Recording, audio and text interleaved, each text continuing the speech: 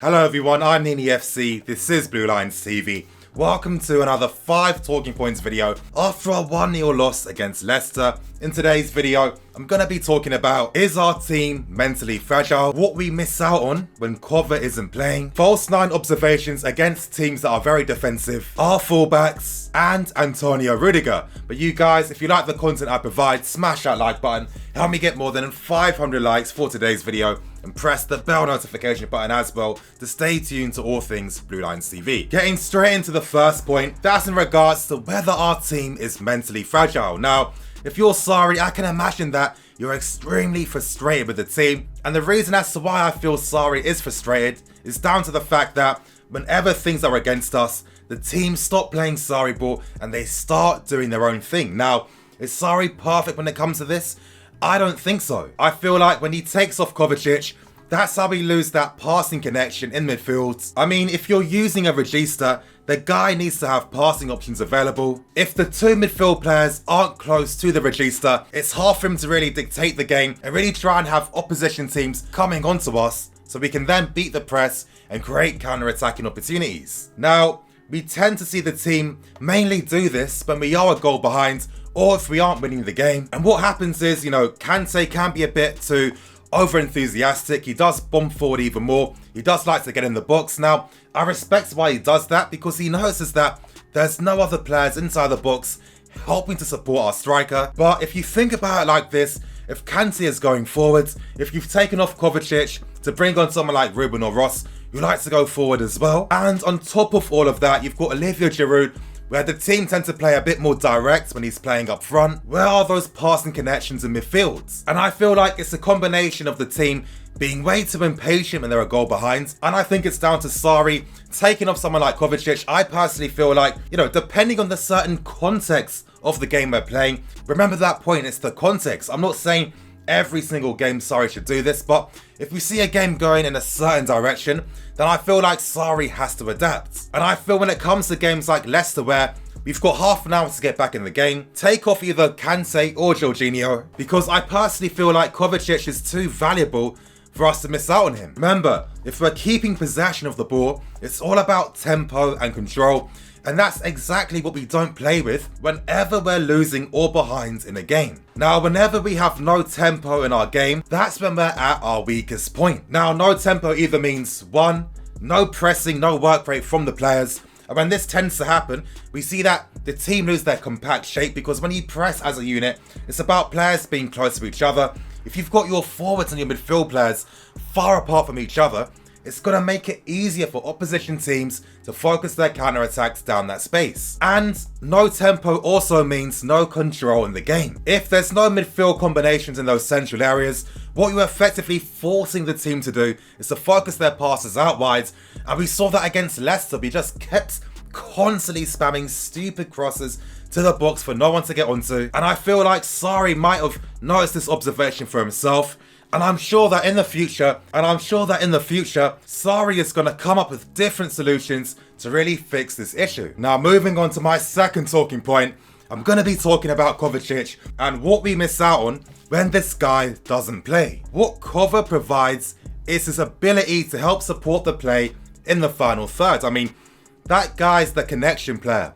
Whenever someone needs a passing outlet or a passing option, you constantly see Kovacic in those areas. And it's another game I've noticed where when the guy gets subbed off for someone else, we do miss out on some of that control, and we then become a team that focus on direct play instead of patient build-up. As I said, either Kante or Jorginho need to be subbed off within the context of games like yesterday. Now, we know with Kova that he's never going to be that midfield player that's going to break into the opposition box or really affect things on goal. His game is a bit similar, in my opinion, to Michael Ballack. Obviously, when he came to Chelsea, his game was always to play as that box-to-box midfielder, but we had Lampard in that role. And Ballack knew that for the sake of the team, I need to sacrifice my game to be that supportive player that's really going to help out in the final thirds. And even though Kovacic isn't going to affect things offensively, he does help improve the team. I mean, look at his moments of play where he skips past an opponent, or where he's able to keep possession of the ball even if he's getting closed down, or no matter how tight the spaces are. And when you have a player like that, it just helps the entire team play a bit better, because in that sense, Kovacic is like a get out of jail free card, because if you're a player, if you're under pressure, you know that if I play the pass to Kova, the guy's going to do something positive with the ball, but still going to keep it. And whenever he goes off, I know I keep saying it, but all the control just leaves our game. And sometimes for the sake of team balance and getting the whole team to play together, you need players like Kovacic. Now yesterday, I would have loved to have seen Kova playing alongside Ruben, because so far when these two play together, I feel like they have a very good understanding of each other's game. And if Sarri had taken off Jorginho, then Kante could have been that, defensive mid that helps us on the counter-attack against Jamie Vardy. And in my opinion, this doesn't mean that Sarri ball doesn't work, of course not. But let's respect that we are still in the learning phases of the system, naturally, because it's going to take this team an entire year to really acclimatise to how we're supposed to play under Sarri. And it gets me thinking, well, if we understand that we are going to make mistakes and we aren't going to master this system consistently throughout the season, when it comes to moments where the players aren't really playing the football they're supposed to, maybe Sarri should be like, you know what? I understand that we're not going to win this game today playing my style of football. Maybe I can adapt things just for the sake of getting a result from this game. Let me take off Jorginho or Kante and let's try and get these points. Now, this is my opinion. I'm not saying I'm right.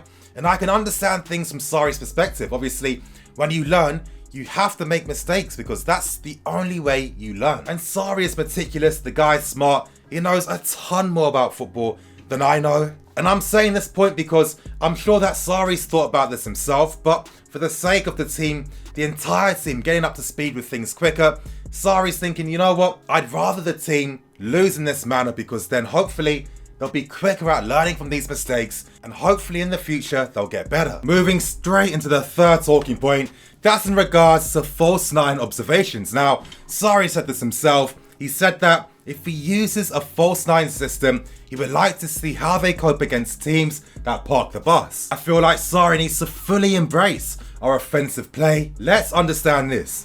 We're not playing with any focal point up front. Hazard has that freedom and license to roam and drop deep. But then the question is, who is attacking the spaces vacated by Hazard? That was not happening enough. We were too slow and pedestrian with our possession play. And it's like, if Hazard's dropping deep and no one's making any runs forwards, what's the entire point? Now, this is exactly why I keep saying I would have loved to have seen Ruben starting in this game, because with Ruben, if you afford any type of space for this guy, he's going to attack it. He's very good in those spaces, and that off-the-ball movement was just not happening. Now, as I was saying, I understood why Kovacic started the game, because obviously Sarri's thinking more about defensive balance off the ball, but it doesn't make a difference if there isn't any offensive balance. And by offensive balance, I mean, let's be serious. We know that with Pedro and Willian, maybe they're not the best off the ball. I think at times they can, but can they consistently press off the ball and help defend with our fullbacks every 90 minutes, every game? I don't think they can. And it's like, we constantly keep breaking down our possession play down the flanks, and that's because Aspi and Alonso aren't technical enough. Now, in the fourth talking point, I'm going to be talking about this in more detail, so just bear with me. But my point is, it just isn't efficient enough. If you're going to embrace this style of football, we need to fully embrace it, because if we do, it's going to reduce the amount of times that we lose possession in our own half. And by reducing the amount of times we lose this, it means that opposition teams won't create as many counter-attacking chances as they do. Now, before anyone calls me a hypocrite because I was talking about why Kovacic should have started, hear me out for a second. It all comes down to context. Now, for me, if Ruben started the game, and let's say Kova comes on in the final 30 minutes, it would have literally been the best of both worlds. We would have had Ruben and his attacking abilities from deep, and then let's say we're a goal or two up, you bring on Kova to help us seal out the game, and this is exactly the type of squad management that I want to see from Sarri. Now, moving straight into the final 2 points, starting with the fourth point, that's in regards to our fullbacks. Now, for me, it's another game where we've seen opposition teams outperform us in the fullback area. I mean, look at Ricardo Pereira. What a player. I mean, this guy is a fantastic player. And it's like, why can't we go for guys like this? You know, he can use his left foot, his right foot. Amazing offensively. Look at his technical abilities on display against us yesterday. His close control, his ability to keep the ball, and what he does in the final third as well. And look at Ben Chilwell, you know, a guy that over the seasons is developing even more. He's becoming a much more complete player, and that's come down to patience and development. Now, I look at Aspi and I look at Alonso, and I've made this point with Aspi before. Yes, I feel like recently in certain games, he has played better because he kinda is playing to his own strengths, but the context of those games where Aspie did well in isn't gonna be the same consistently for every single game. And this is where we need better technical fullbacks. I think that we're not really going to fully transform as a team until we really realise, you know what, we have to invest in guys that can keep the ball and can provide something in the final thirds. And this is where things get a bit frustrating because, you know, Chelsea obviously panicking from, you know, this potential transfer ban, are sealing these guys on long-term deals, but realistically, should Alonso be a guy that's got a new contract? Should Aspie be someone that's got such a long contract? I'm not too sure. Now, we do have solutions within the loan army to really help us out in these areas. And this is what really baffles me because Chelsea over the years have built a name for producing some of the country's best technical fullbacks. That's Jay Da Silva, that's Aina, that's guys like Reece James as well. I mean, Aina's doing so well at Torino so far, and I feel like this was the perfect loan spell for him because he can improve on his tactical understanding of the game, and that's always been a weakness that Aina's always had. But when it comes to what he does with the ball, the guy's a fantastic player. Same thing for Reece James, the guy can actually cross a ball. That's something we don't have. Aspie can't do that effectively enough. Jay Da Silva is another fantastic player that is comfortable in possession, that can cross the ball, he can beat a man as well, and he's very tenacious in the tackle. And it's like, I look at guys like Arnold for Liverpool, and there's no way that when these guys were all at the same age group, that Arnold was a level ahead over James, Da Silva and Ola Aina. And it goes to show you that if you're patient, you know, you're looking at guys like Ben Chilwell and Arnold, these guys aren't world-class fullbacks, but they could potentially reach a top-class level, and that's going to come down to how they've been used and how they've been developed. Now, if we keep constantly focusing on allowing other teams to develop these guys, they may not ever reach that type of level for us. And the reason why I'm talking about this is because I don't see us spending a ton of money on technical fullbacks for the left-hand side and the right-hand side, but this is where I want to see Sarri's coaching come into play. This is where I want to see the club, maybe with the pressure of a transfer ban, turning to these guys and allowing them to develop, because I honestly feel like these guys could be the long-term future for us in the fullback area. And moving on to the final talking point, that's in regards to Antonio Rudiger. Now, his comments after the game are fantastic, and as fans, we constantly appreciate that.